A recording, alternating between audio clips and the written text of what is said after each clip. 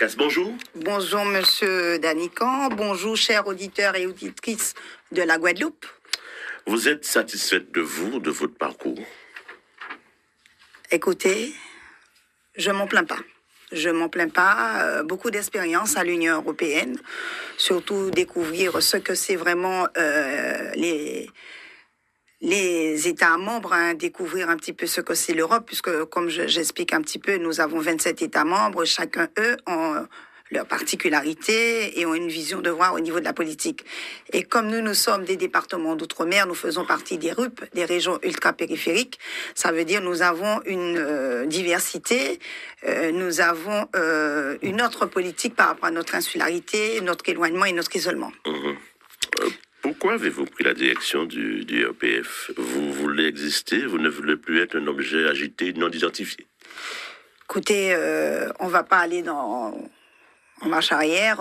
Maintenant, aujourd'hui, ce que je veux, c'est avancer pour nos départements d'outre-mer. Avancer dans quelle direction? Direction aujourd'hui, le RPF, c'est un parti gaulliste dont c'était M. Pasqua qui était le président, Christian Vanès, qui m'ont demandé d'être la présidente nationale pour pouvoir défendre bien sûr nos 13 régions de France et de Navarre et bien sûr nos territoires, nos départements d'outre-mer et aussi les TOM aussi, ça veut dire la Nouvelle-Calédonie, la Polynésie, tout ce qui concerne les territoires.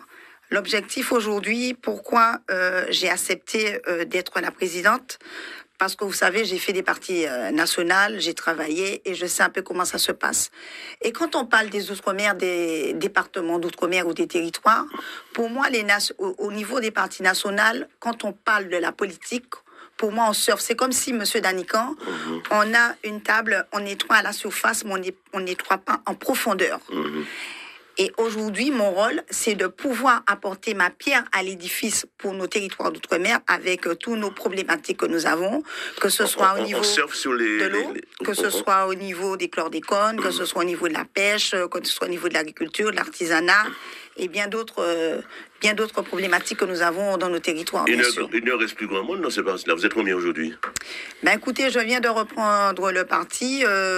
Nous avons à peu près peut-être 200 ou 300 personnes. Nous avons pas mal d'adhésions. Pas toute la France, parce qu'on n'a pas encore recensé les territoires, puisque nous avons des gens qui ont adhéré aussi. Et nous sommes en train de travailler sur les territoires en mettant chaque délégué dans chaque département d'outre-mer, Martinique, Guadeloupe, Guyane, La Réunion, en fait un petit peu tous les territoires. Et nous avons aussi, bien sûr, dans des régions de France, des délégués aussi qui travaillent. Et nous sommes en train de mettre en place des commissions, chacun de mettre en place leur spécialité. Ce qu'on constate également, c'est que vous affirmez votre ancrage à droite, à l'extrême droite, après Le Pen, Zemmour, maintenant le RPF, de Pasqua, de Villiers, dont on connaît un peu les positions à l'époque. Oui. Donc c'est un ancrage, c'est une affirmation de votre identité politique. Pour moi, c'est quoi le RPF aujourd'hui? Pourquoi j'ai pris cette présidence? C'est non à l'antisémitisme, non au racisme, et aussi connaître les valeurs. C'est quoi le RPF? C'est les valeurs, c'est l'identité, c'est la culture. Quelles valeurs vous défendez? Je prends exemple les valeurs par rapport à la France, la culture. Nous avons perdu tout ça, les valeurs, même au niveau de la culture pour nos enfants. Et en Guadeloupe, en Martinique, tout ça, nous avons perdu tout ça. C'est mon rôle aussi de pouvoir parler de culture. Quelles valeurs vous voulez mettre en avant, vous les défendre? Déjà, notre culture, vous le savez, nous sommes un peuple qui est multiracial. Mettre en avant notre culture, mettre en avant aussi les particularités que nous avons dans nos territoires, parce que bien souvent, nous sommes oubliés par rapport à la France. De quelle particularité parlez-vous là? Je vais vous parler de la particularité, vous savez, par exemple, au niveau économique. Parlons un petit peu aujourd'hui. Nous avons aujourd'hui des réglementations par rapport à la France qui ne sont pas aux mêmes équités que certains départements d'outre-mer par rapport à plusieurs territoires. Je prends l'exemple, je peux vous donner... Quel est le profil de ceux qui sont avec vous au niveau de ce parti-là? Vous êtes 200 à peu près national. Alors écoutez, nous avons M. Bruno Chauvière, qui est un ancien député européen, qui était très proche de M. Chirac, à l'époque, RPR. Nous avons aussi M. Christian Vanest aussi, toujours des hommes de droite. Nous avons M. Cyril Desmanquet, qui est secrétaire général, conseiller régional aussi dans le Grand Est. Nous avons aussi quelques maires aussi de droite qui étaient dans certains partis de droite qui nous ont rejoints aussi.